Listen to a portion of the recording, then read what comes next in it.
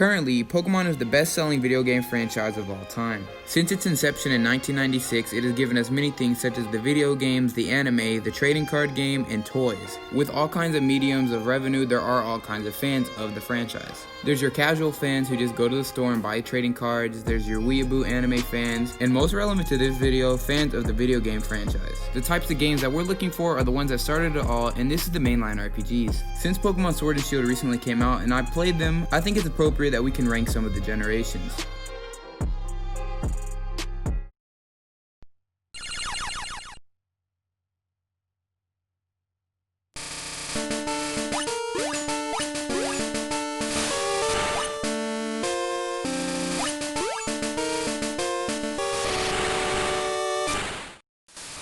Pokemon Red and Blue were released in the US in 1998 and were smash hits. Following the release of these games, Pokemania reigned supreme for many years along with the anime. It was a rather simple and revolutionary concept at the time. You could catch them all in the games and become the champion, you can watch Ash in his endeavors, or you could try to collect them all in the trading card game. However, the reason it blew up in the first place was because of the games, and that's what we're going to focus on right now.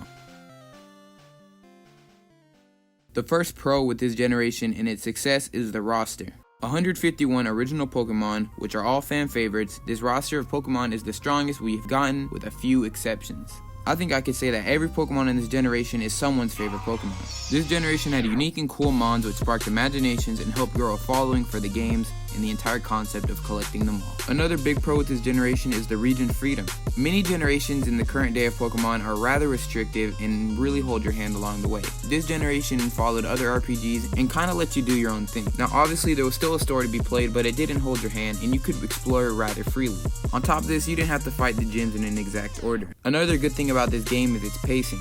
The next pro is the rather simple and easy to follow story, and along with the twist at the end if you haven't played it before. This generation has an evil team which isn't too idealistic and is just a simple greedy crime organization. Another good thing with the story is the fact that the evil leader of the team is actually a gym leader, Giovanni.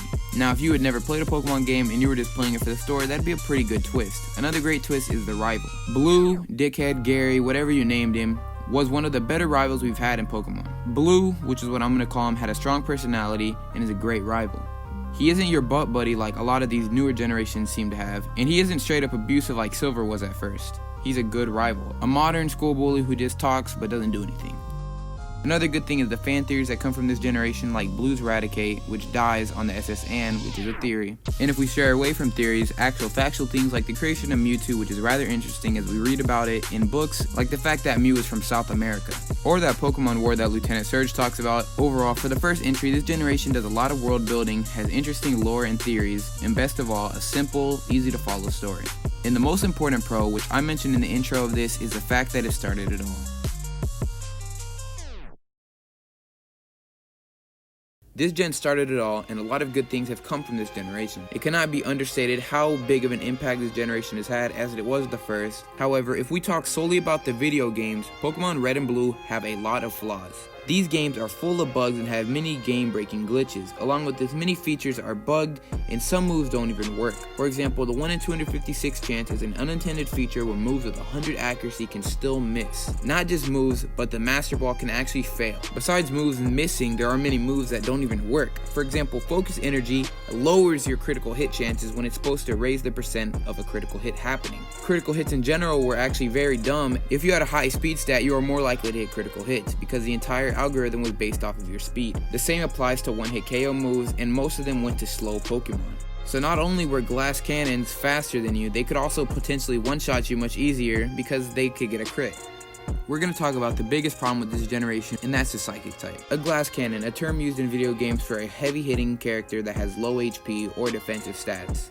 The most prevalent glass cannon in the first generation was Alakazam. 55 HP, 50 attack, 45 defense, but his special stat and speed stat more than make up for that. So what's the problem? Well, first of all, special defense didn't even exist in Gen 1. It was one stat known as special. This meant that not only was Alakazam strong on the special end, and yeah, his defensive stats were low still, which meant you could get hit by physical attacks, but the physical special split didn't happen until Gen 4.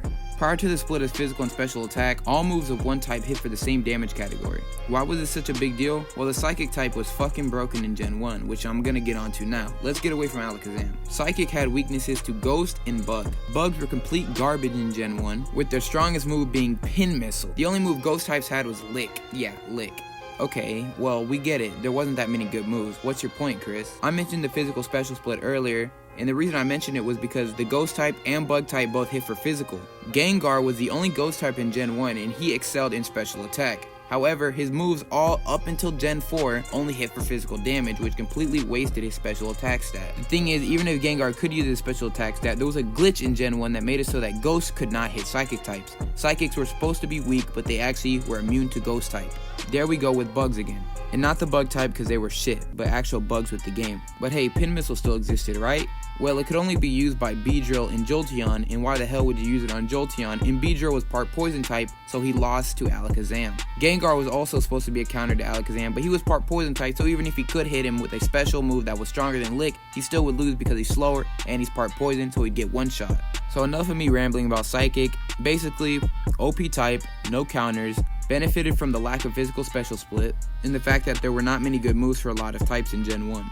Now real quick, there was a video done by Jaywitz on this years ago about the ugly sprites, but I have to mention it. This shit is ugly. But we're not going to go too far into that because that's been done to death.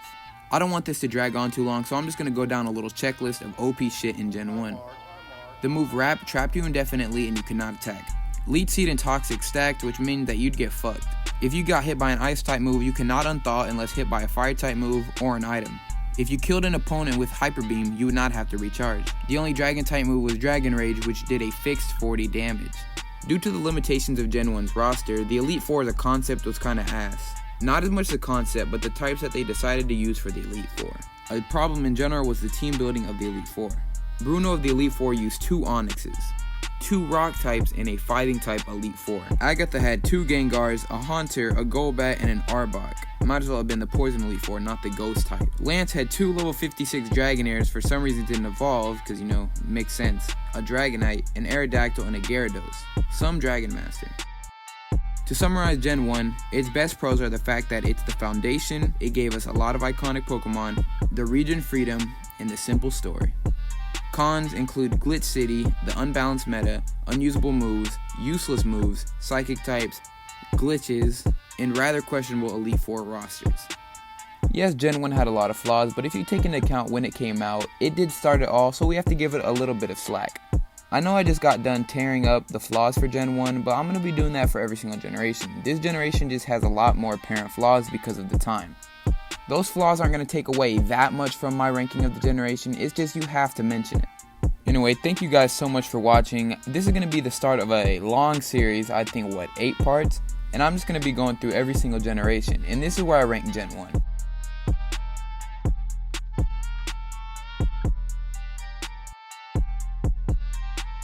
Stay tuned, and peace out.